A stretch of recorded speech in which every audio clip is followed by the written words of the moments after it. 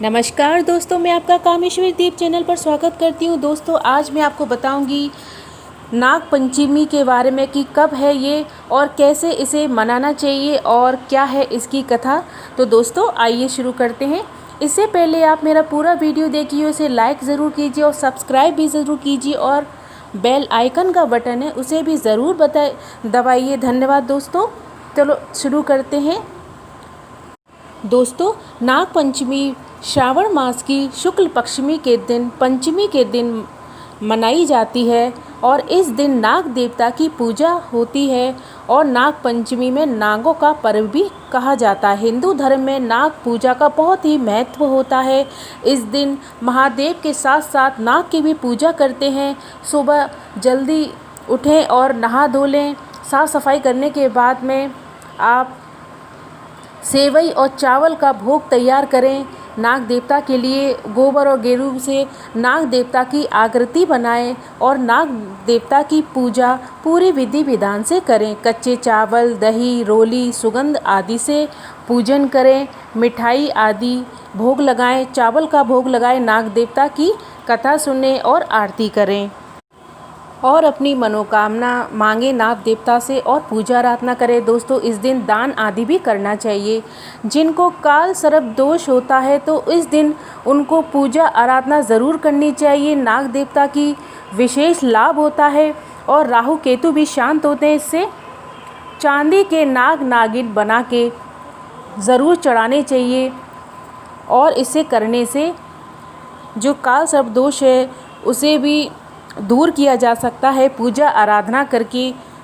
इस दिन अभिषेक भी ज़रूर कराना चाहिए। इस दिन सावधानी क्या रखें दोस्तों, इस दिन ना ही भूमि खोदनी चाहिए, ना ही हल चलाने चाहिए और ना ही कोई हरे पत्ते वाली सब्जी को काटना चाहिए। तो दोस्तों, कैसे इसकी कथा है उसे सुनते हैं। आइए मैं आपको सुनाती हूँ। इसी कथा सुनने से आपको इस पूजा का बहुत ही महत्व होता है। कथा सुनने से बहुत ही लाभ मिलता है। इससे कभी सर्प आपको नहीं डसेगा और सर्प दोष भी नहीं लगता है। तो कथा को आप पूरी सुनिए। ये प्राचीन समय की बात है। किसी नगर में एक सेठ जी रहा करते थे और उनकी 7 पुत्र थे और 7 बहुएं थी। सबसे छोटी बहू है, उसका ना तो कोई मायका था और ना ही कोई भाई था, ना कोई बहन थी, कोई भी नहीं था उसका। तो उसे इस बात का बहुत दुख था। एक दिन जब बड़ी बहू ने छोटी बहू से कहा कि घर को लीपने के लिए मिट्टी लेकर आते हैं, काली मिट्टी की ज़रूरत है। तो छोटी बहू से कहा। तब सभी बहुओं को बुलाया गया और सभी बहुएं मिट्टी खोदने के लिए जंगल में चल दी। जब बड़ी बहू मिट्टी खोद रही थी तब उसे वहाँ एक सांप दिखा बैठा। तो उसे देखकर वह डर गई और खुरपी से उसे मारने लगी। तो छोटी बहू ने कहा कि इसे मत मारो, ये अपराध है, इसका क्या दोष है। छोटी बहू ने सर्प को बचा लिया और थोड़ी देर में सर्प से कहा कि मैं अभी थोड़ी देर में आती हूँ और तुम्हारे लिए घर से दूध लेकर आऊँगी। लेकिन जब सब घर चले गए तो छोटी बहू भी अपने काम में लग गई और उसे इस बात का ध्यान ही नहीं रहा कि उसने सर्प से वादा किया है।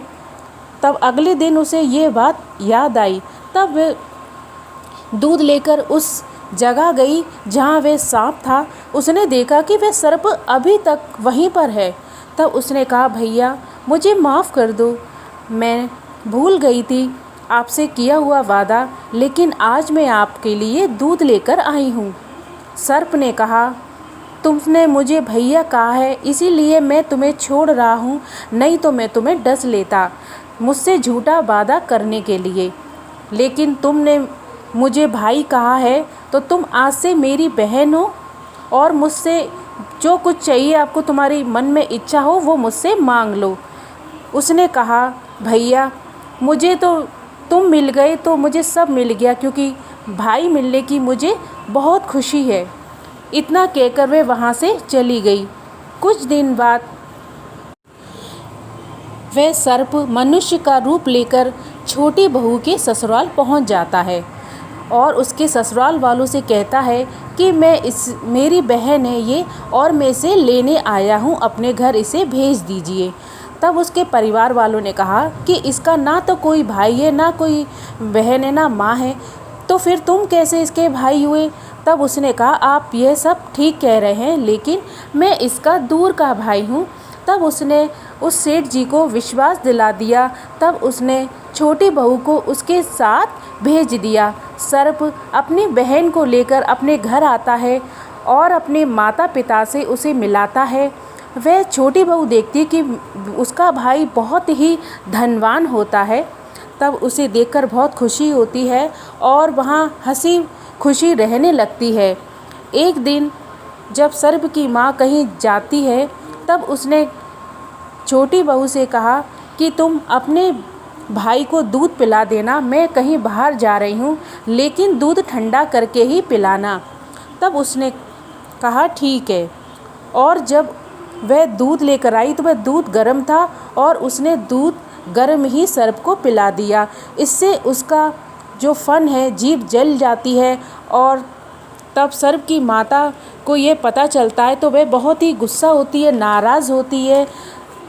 तब उसे सर्प अपनी माँ से कहता है कि इसे माफ़ कर दो,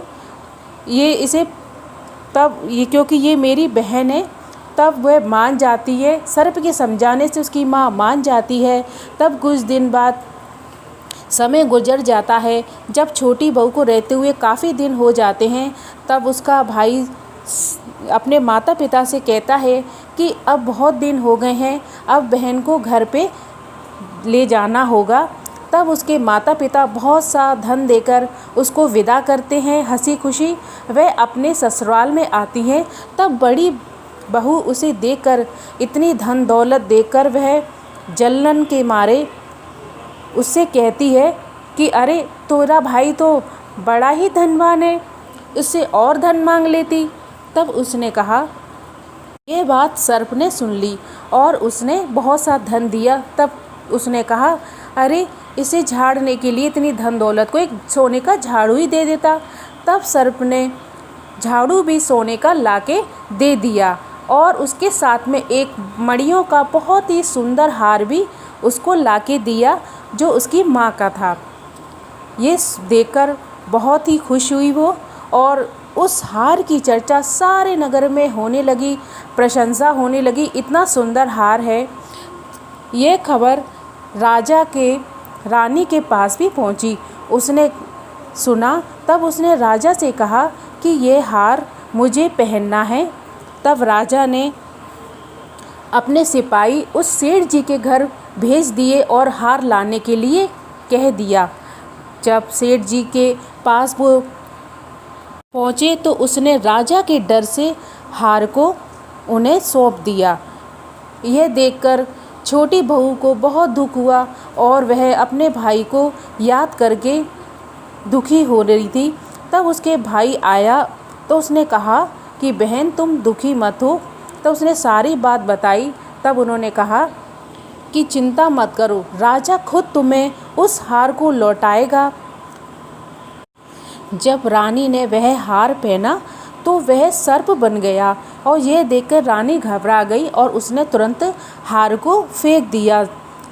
जब राजा से उसने सारी बात बताई तब उसने सेठ जी को बुलाया, उसके साथ में बहू को भी, छोटी बहू को भी बुलाया। तब उसने कहा कि तुमने ये क्या काला जादू किया है, ये हार सर्प बन गया। उसने कहा मैंने कोई काला जादू नहीं किया है, ये हार तो मेरे भाई ने मुझे दिया है जो सर्प है। तब इतने में ही सर्प वहाँ प्रकट हो गया और उसने कहा ये मेरी बहन है और मैंने हार इसे दिया है। तब यह देखकर सभी लोग हाथ जोड़कर उससे नम्रता से प्रणाम किया सर्प को और तभी से यह नाग पंचमी मनाई जाने लगी। धन्यवाद दोस्तों। कैसी लगी आपको मेरी कथा, ये कमेंट बॉक्स में ज़रूर बताइएगा। धन्यवाद दोस्तों।